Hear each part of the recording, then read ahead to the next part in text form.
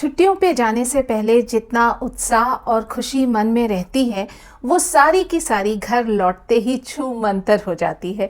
In fact घर लौटने से पहले ही उन सारे कामों की याद सताने लगती है जो घर पहुंचते ही मुंह फाड़े खड़े मिलेंगे, जैसे कि जाले हो गए, डस्टिंग, गार्डनिंग, किचन, लॉन्ड्री वगैरह वगैरह। नमस्कार, आप सभी का मेरे चैनल पे स्वागत है and I hope all of you are healthy and happy. सबसे पहले आप सभी को मकर संक्रांति की ढेर सारी शुभकामनाएं। आज के प्रोडक्टिव थर्सडे एपिसोड में मैं आपके साथ कुछ ऐसे आइडियाज और टिप्स शेयर करने वाली हूं जिससे कि छुट्टियों से लौट कर आने पर भी आपको घर संवारने की चिंता नहीं सताएगी और आपका दिनचर्या बिल्कुल अतिव्यस्त या हेक्टिक नहीं होगा और आप छुट्टियों पे बिताए गए उन पलों को याद करके खुश होंगी। अपने फैमिली और फ्रेंड्स के साथ फोन पे ढेरों बातें कर पाएंगी बिना किसी टेंशन के कि अरे घर का काम पड़ा हुआ है। आपका घर वेकेशन पे जाने से पहले जिस तरह से सिस्टमैटिक वे में फंक्शन करता था, ठीक उसी तरह वेकेशन से लौट के आने के बाद भी आपका घर बिल्कुल सिस्टमैटिक और ऑर्गेनाइज्ड रहेगा।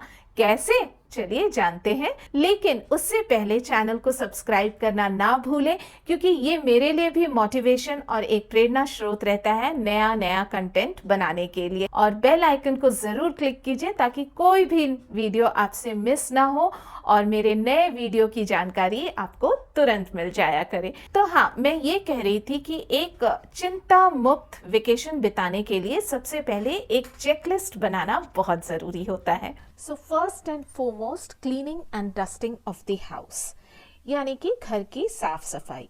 छुट्टियों से हम इतने थके हारे लौटते हैं और उसके बाद फिर बच्चों का स्कूल, हस्बैंड का ऑफिस और इस सब के बीच में घर की साफ सफाई एक सरदर्द बन के रह जाता है।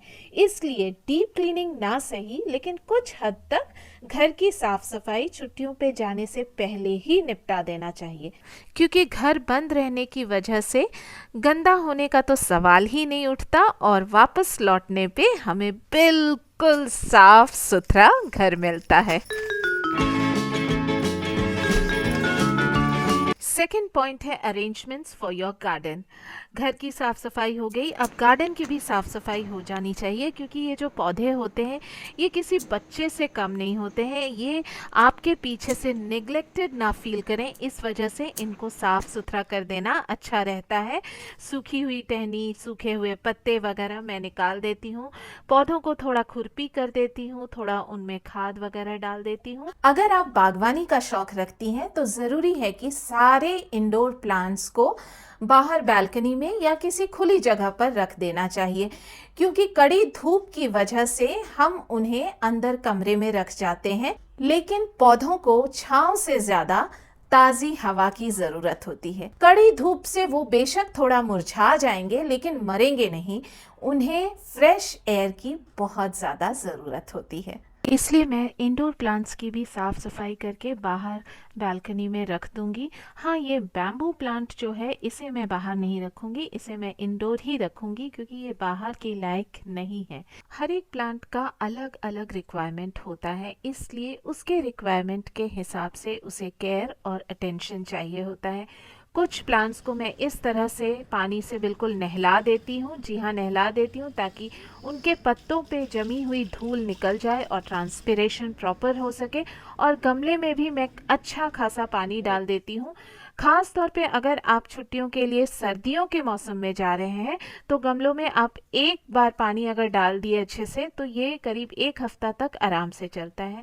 हालांकि कुछ पौधे जैसे कि गुलाब हो गए, करी पत्ता या फिर नींबू का पेड़ हो गया और बहुत सारे ऐसे पौधे होते हैं जिन्हें हर एक दिन छोड़कर पानी देना पड़ता है, तो उसके लिए मैं ये अरेंजमेंट कर रही हूँ। बॉटल में दोनों तरफ पिन होल कर रही हूँ और इस बॉटल को मैं गमले में अपसाइड डाउन लगा दूंगी। इस तरीके से इसे अंदर तक गाड़ दूंगी, करीब मिडिल लेयर तक, ताकि पानी धीरे धीरे ड्रिप होते होते सॉइल को मॉइस्ट रखे और गीला रखे। और गर्मियों के मौसम में आपके पीछे से किस तरह से इनकी देखभाल करनी है उसके लिए मैं अलग से एक वीडियो बनाऊंगी। और छुट्टियों से लौटने के बाद इन पौधों की क्या हालत थी ये जानने के लिए वीडियो को अंत तक जरूर देखिएगा। छुट्टियों से लौट कर आने के बाद सबसे पहले हम किचन में जाते हैं चाय बनाने या फिर खाना बनाने, गर्मा गर्म घर का खाना। तो वेकेशन पे जाने से पहले मैंने अपना ग्रोसरी शॉपिंग कर लिया है। एक्चुअली अगर आप towards the month and travel कर रहे हैं तो इट इज़ बेटर कि आप अपना ग्रोसरी पूरा फिल करके तभी निकलें, क्योंकि आने के बाद again you'll be loaded with so much of work that you'll have no time to fill in your groceries. और किचन कैबिनेट्स को भी जो मंथली सफाई होती है वो भी मैं निपटा देती हूँ, अच्छे से साफ़ करके जाती हूँ ताकि वापस आने पे मुझे बिल्कुल साफ़ सुथरा किचन मिले और मुझे फिर से इसे साफ़ करने की ज़रूरत ना पड़े। और पैंट्री को मैं बिल्कुल फिल करके जाती हूँ अच्छे से साफ़ सुथरे बॉटल और कंटेनर्स में, ताकि लौट के आने के बाद सर्कमस्टांसेस कैसे रहेंगे वो पता नहीं, आजकल लॉकडाउन जब तब हो रहा है। और ज़रूरी है कि इस तरह का डेयरी वाइटनर ज़रूर रख कर जाएं ताकि अगर दूध ना भी मिले तो आप अपने लिए चाय आराम से बना सकती हैं। तो घर हो गया, गार्डन हो गया, किचन हो गया, अब फ्रिज को साफ़ करने की बारी है।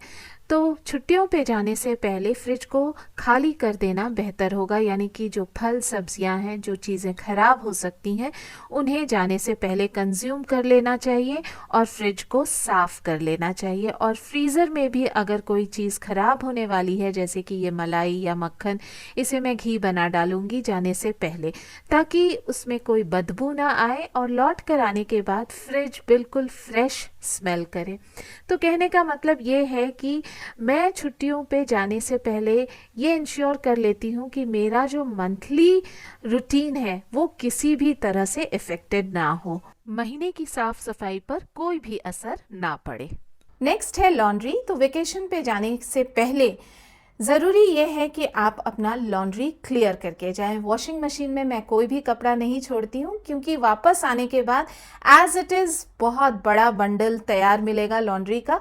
तो इसलिए घर का जो बाकी कपड़ा पहले से गंदा है उसे मैं धोकर जाती हूँ। And specially bedsheet, bed cover, doormats वगैरह मैं पहले से ही धो के जाती हूँ। तो छुट्टियों से लौटने के बाद सीधा किचन में जाऊंगी और खाना खाने के बाद सीधा बिस्तर पे। तो इसलिए बिस्तर बिल्कुल साफ सुथरा मिलना चाहिए ताकि हम अच्छी सी नींद का आनंद उठा सकें। मुझे एक्चुअली घर का खाना बहुत ज़्यादा पसंद है। I am a complete foodie.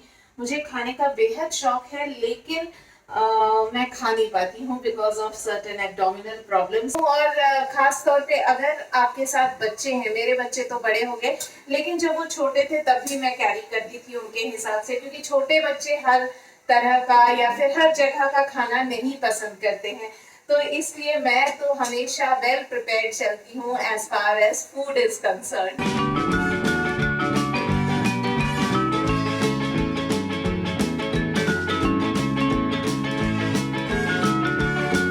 RT-PCR test, the new normal, is a must before leaving for any vacation. Vacation पे जाने से पहले गार्बेज को फेंकना ना भूलें और डस्टबिन को खाली करके अच्छे से धो के सूखने के लिए रख दें। और टॉयलेट के ढक्कन को भी बंद कर दें ताकि कोई भी पेस्ट या कीड़े मकोड़े घर के अंदर ना आ सके।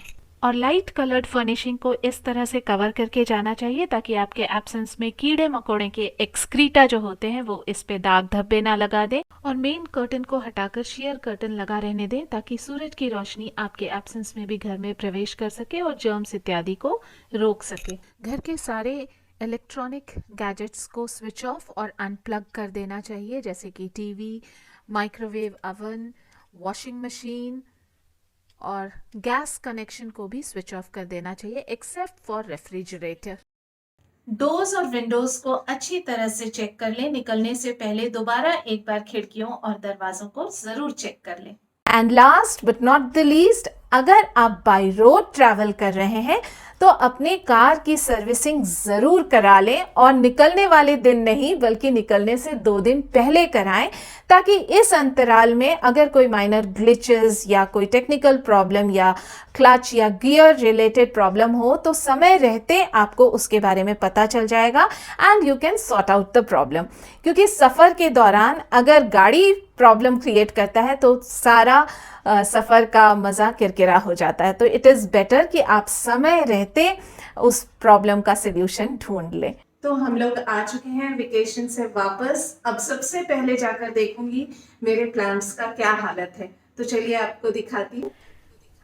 दरअसल हम लोग 10 दिन की सर्दियों की छुट्टियां बिताकर लौटे हैं और देखकर तो लग रहा है कि कुछ भी खराब नहीं हुआ है। They are all fine and healthy. इसमें आपको वेपर्स दिख रहे होंगे, ऊपर से थोड़ा सा खाली हो गया है और नीचे पानी है। और आपको गुलाब दिखाती हूँ, तो ये देखिए इसमें भी आपको वेपर्स दिख रहे होंगे, ऊपर से दिखाती हूँ। बॉटल काफ़ी खाली भी हो चुका है, मिट्टी बिल्कुल गीली है, ये देखिए। और ये प्लांट्स बिल्कुल हेल्दी हैं, ज़रा भी पत्ते वगैरह बिल्कुल स्ट्रेट हैं, झूले नहीं हैं। तो अगर आपको आज का ये एपिसोड इंटरेस्टिंग और यूजफुल लगा हो तो नीचे कमेंट सेक्शन में लिखकर ज़रूर बताइएगा and do give it a thumbs up. और अपने फैमिली और फ्रेंड्स के साथ इसे ज़रूर शेयर कीजिएगा ताकि उनके भी काम आ सके ये टिप्स और ideas. And you can also follow me on Instagram and Facebook. तो आज के लिए बस इतना ही, मिलती हूँ अगले एपिसोड में, तब तक के लिए बाय।